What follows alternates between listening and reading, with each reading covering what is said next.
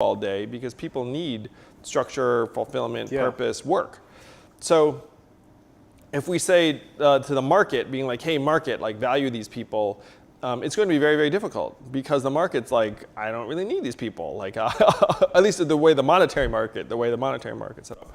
So what we have to do is if you have these new goals for the economy, then you can say, you know what, if you nurture a child, volunteer in the community, help your neighbor, give someone a ride, repair a boiler, like any of those things that move society's goalposts along, like install solar panels, work on infrastructure, then we're going to reward you. Time banking. Time banking, yeah. It's based on a system called time banking that's in effect in a couple hundred communities around the country where if you do something for someone, then you get a time dollar, and then you can say, hey, I got this time dollar, I can give it to you, and then you have to do something for me, and then someone's like, okay.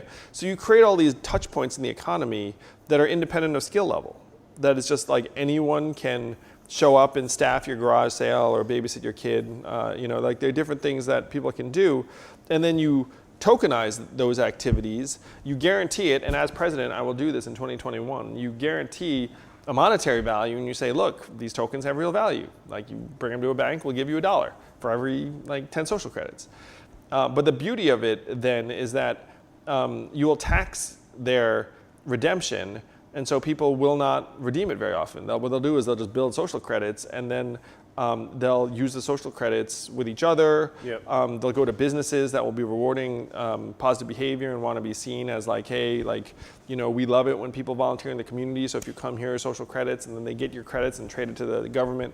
So there are all these things that can be done. And you can build this parallel economy around pro-social activities that's accessible for people at every point in the skill ladder. That is the vision. That's where we have to go. Because if we listen to the monetary market for too long, they're not going to value these things like volunteering. They're not going to value taking care of kids, taking care of elderly. My wife right now is home with our 2 boys who are 5 and 2. She works harder than I do. And the market value of her work is zero. Zero. Yeah. And well, I guess technically, if you had to hire somebody else to take care of your 2 kids during that time, the market value of that would be $30-50 an hour or whatever for 2 kids. Yeah, I mean, you can get nannies and whatnot, though. There is a difference. Oh, it's like a parent. Yeah, and there are many things too that are similar. Like if you look at the way like the market values, for example, home health care aides, like taking care of your aging parent, you'd be like, oh, I could pay someone to do that. Right now, the market rate for that is $22,000 a year, and there's a turnover of 100%. Like pretty much no one wants to do that job of taking care of the elderly, because we remunerated at very, very low levels. And so what's happening in a lot of these contexts is you look at it, and the market tries to seek like the lowest price point that it can get away with, because but that causes its own set of problems and friction. So the goal for us has to be to invigorate some of these activities for a couple of reasons. One, we need them because our society is disintegrating. Like as we're sitting here, labor force participation down. Our life expectancy has declined for the last 2 years because of a surge in suicides and drug overdoses, where 7 Americans are dying of opiates every hour. This mental health shit's crazy. Yeah. And it's going to get worse if we don't figure out the automation.